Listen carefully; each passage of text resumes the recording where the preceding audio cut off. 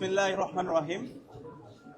আপনারা জানেন ঐক্যবদ্ধ শিক্ষার্থী জোট এর পক্ষ থেকে গতকাল আমরা মনোনয়নপত্র সংগ্রহ করেছিলাম এবং আজকে আমাদের জোটের সকল সদস্যরা আমাদের মনোনয়নপত্র জমা দিয়েছি।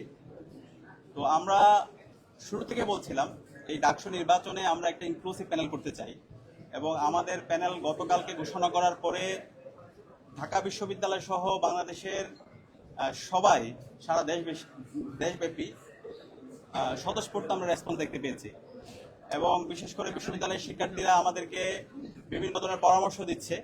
তাদের যে দাবি দেওয়া, তাদের যে প্রত্যাশা, তাদের যে আকাঙ্ক্ষা, সে আকাঙ্ক্ষার কথাগুলো আমরা শুনছি।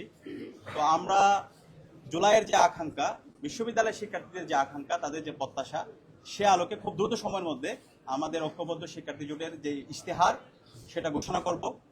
এবং আপনারা জানেন বিগত 54 বছর ধরে বাংলাদেশে মাত্র 7 বার ছাত্র সংসদ নির্বাচন হয়েছে এবং ছাত্র সংসদ নির্বাচন হলো 6 বার হয়েছে। ছাত্র সংসদ নির্বাচনে শিক্ষার্থীদের, বিশ্ববিদ্যালয়ের শিক্ষার্থীদের যে আকাঙ্ক্ষা, এখানকার যে দাবি, বিশ্ববিদ্যালয় প্রশাসনকে যে বাধ্য করা শিক্ষার্থীদের যে দাবিগুলো আছে, সেই দাবিগুলো প্রতিচ্ছবি আমরা দেখতে পাইনি। বিগত সময়ে অনেকে বড় বড় নেতা হয়েছেন ডাকসুকে ব্যবহার করে, কিন্তু শিক্ষার্থীদের যে প্রত্যাশা, সে প্রত্যাশাটা পূরণ হয় নাই। তো আমরা ঐক্যবদ্ধ শিক্ষার্থী যে জোট করেছি, সেই জোটের মাধ্যমে আমরা শিক্ষার্থীদের কথা দিতে চাই। শিক্ষার্থীদের যে কথাগুলো আছে সেগুলো এই জোটের পক্ষ থেকে আমরা বলবো এবং আমাদের ইশতেহারে তাদের কথার প্রতিচ্ছবিগুলো থাকবে।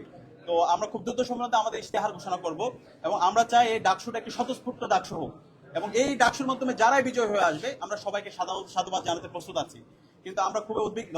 আমরা দেখতে পাচ্ছি বিশ্ববিদ্যালয়ের প্রশাসনে একটা দলের প্রতি অনেক বেশি বিশ্ববিদ্যালয় প্রশাসন তারা দরদ কাজ করছে বলে আমাদের কাছে মনে হচ্ছে। আজকে যে একদিন বৃদ্ধি করা হয়েছে, এখানে আমরা যারা স্টেক হোল্ডার আছে আমাদের সাথে আলাপ করা হয়নি এবং এর বাইরেও আমরা অনেকগুলো বিষয় আমাদের কাছে আসছে। বিশ্ববিদ্যালয় প্রশাসন, বিভিন্ন হলের যারা প্রভোস্টরা আছেন এবং বিশ্ববিদ্যালয়ের মূল প্রশাসনে যে যারা দায়িত্বশীল পর্যায়ে আছেন, তারা একটা দলকে রিপ্রেজেন্ট করে। তো আমরা সেই দলের নাম বলতে চাই না। আমরা আশা করব আমাদের শিক্ষকরা আমরা শিক্ষক হিসাবে দেখতে চাই, কিন্তু শিক্ষক যদি তার দলীয় আদর্শকে এখানে প্যাট্রোনাইজ করতে চান তাহলে তারা ছাত্রদের বিপক্ষে অবস্থান নেবে। আমরা অনুরোধ করবো, শিক্ষকরা আমরা সবসময় শ্রদ্ধা করি, শিক্ষক আমাদের শ্রদ্ধা, শিক্ষকরা তাদের শ্রদ্ধার জায়গাটা তারা রক্ষা করবে।